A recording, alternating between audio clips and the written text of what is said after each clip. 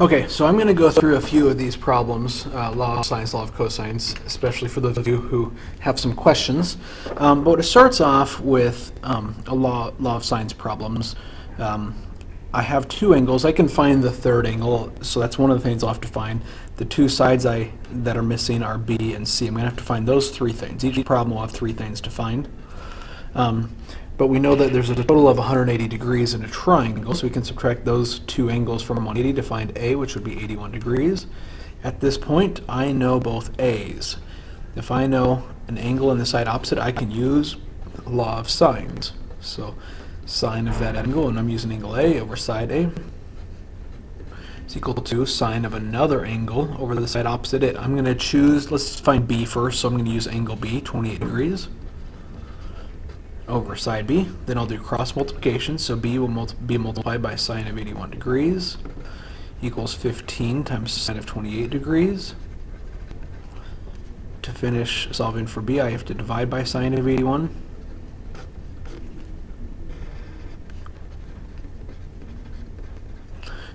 Plug that in the calculator. I'll go ahead and show you plug this one into the calculator just to make sure. We've talked a little bit about modes. If you go to your mode, make sure it is in degree mode, not radian mode. Otherwise you'll get the wrong answer. But when you type this in, 15 sine, notice when you hit sine it starts a set of parentheses. So type in your 28, but you need to close the parentheses after 28 before you start dividing, otherwise that will mess up your problem. And so we get 7.13. These are not right triangles, so you cannot switch to Pythagorean theorem to finish the problem. Instead, you have to do law of sines again. So I would probably use the A's again. Sine of 81 degrees over 15 equals, this time let's switch to C's. So sine of angle C over side C, cross multiply, solve. I'll let you finish that one. Number 2 is going to be basically just like that, so I'm not going to worry about 2. When we get into 3 and 4, these are SSA cases. You have two sides and a non-included angle. So these are the type of problems where we have to consider how many, whether there's one triangle, two triangles, or no triangle. But in both 3 and 4, the angle they gave us is obtuse. So that's good. When it's obtuse, just look at the side opposite and make sure that that's the biggest side you know so far. In this case, it is. So this is good to go. There's going to be one triangle. Over here on number 4, we have an obtuse angle, but the side opposite 40 is the biggest side so far, so we're in business. You can go ahead and solve those problems. Let's do the start of one of them. On number 3, I need to know angle B and angle C, and then side C. Those are the three things we're looking for. So I know both A's, so I'll set up law of sines accordingly. And let's say I'm going to go for B's. I know one of the B's. I don't know either C, so I can't do C's yet. But I don't know angle B, so I have to do sine of angle B over side B, which is 28. Do your cross products. 42 times sine of B is equal to 28 times sine of 121. Here B is inside of a sine, so first I have to divide away the 42, the coefficient. So I have that big fraction. Next I'm going to have to get B by itself by getting rid of sine. So to get rid of sine, you have to do the inverse sine, or sine to the -1, of the other side of the equation. The 28 sine of 121 degrees all over 42. You can plug that in your calculator. I'll go ahead and do it just to make sure you remember how to find inverse sine. If you look at your sine button on your calculator, right above it, in blue on my calculator, it says inverse sine. 28 sine 121. Make sure you close that parenthesis before you divide it by 42. So 34.85 degrees.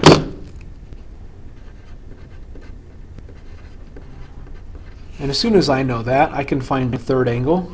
I have 180 degrees total in the triangle. 121 I've already got, and then an angle that you just found leaves us with 24.15 degrees, and then you can continue from there.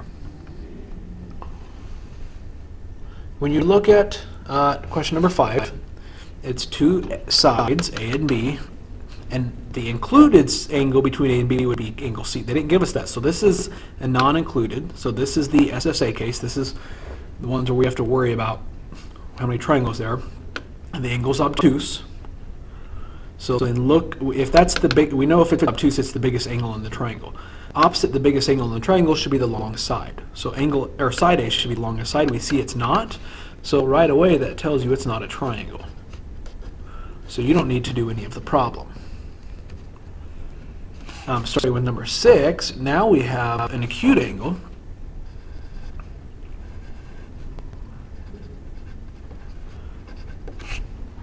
And then opposite, so then there's this side, this adjacent side, I'm going to call that the B, the 14, and then opposite, so somewhere from there would be the 8. The question is, does it form a triangle? Well, to form a triangle, you have to figure out what the height of this is to see if it's even possible.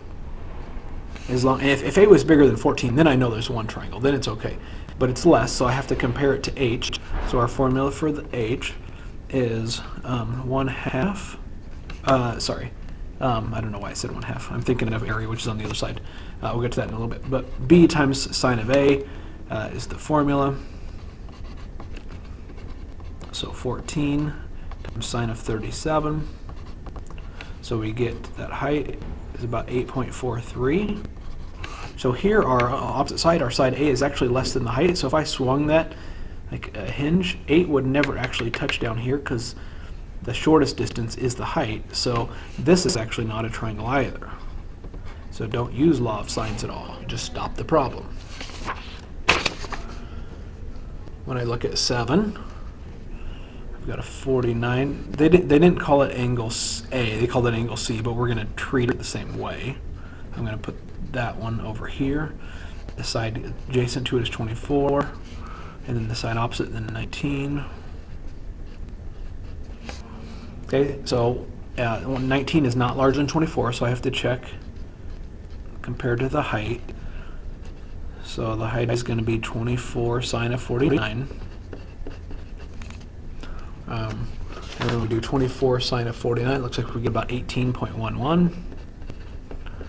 The height is longer than that, so but it's less than 24. That means there's two triangles. So I'm going to have to find them both.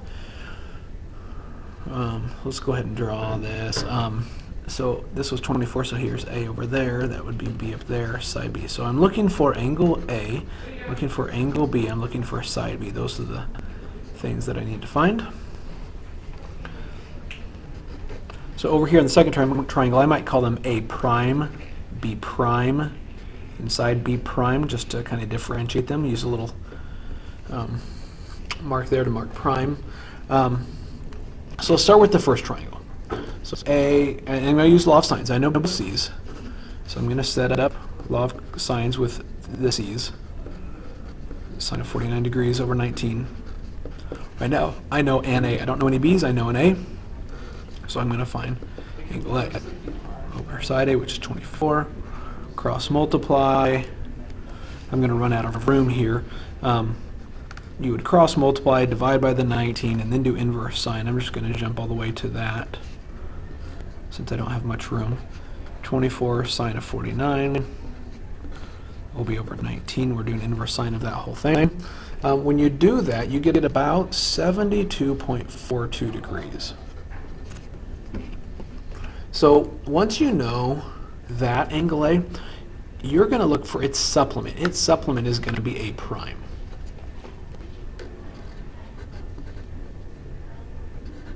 So you just have to subtract A from 180 to find the A in the second triangle. So now go back to the first triangle. I know angle B because I know one of the angles was 49 and one of them 72.42. Subtract those both from 180 and I see that angle B must be 58.58 degrees.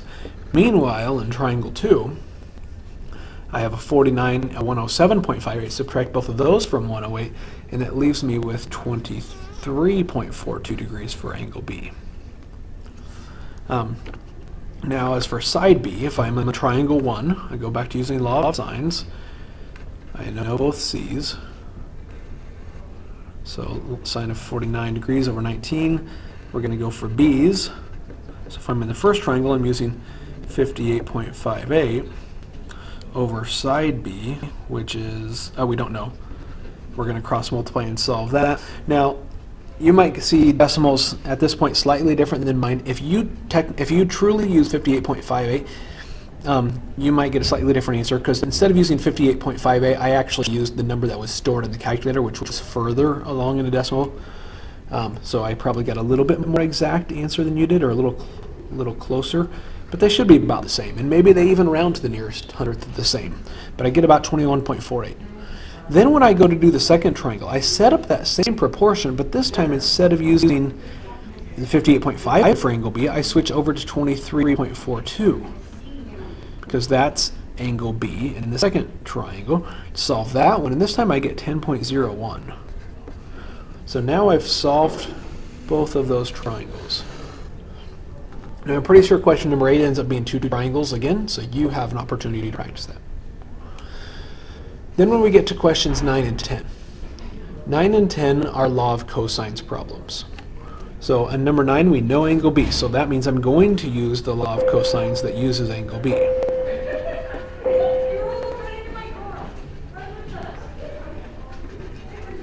Now you do that first. So I don't know side B. Side A is 11, 11 squared. Side C is 15, so 15 squared minus 2 times 11 times 15 times cosine of angle B. What you're going to do is you're going to square root that whole thing. That will give you your answer of about 19.85, and then from there you can now switch over to law of sines, because now you know both B's. And then you can go from there. You might have some questions on area, but we'll talk about that in class a little bit. 11 you should be able to do. 12 you have to do a little bit of work for. 13 there's work to do, but I'm going to show you another formula in class that you could use to solve 13 quicker.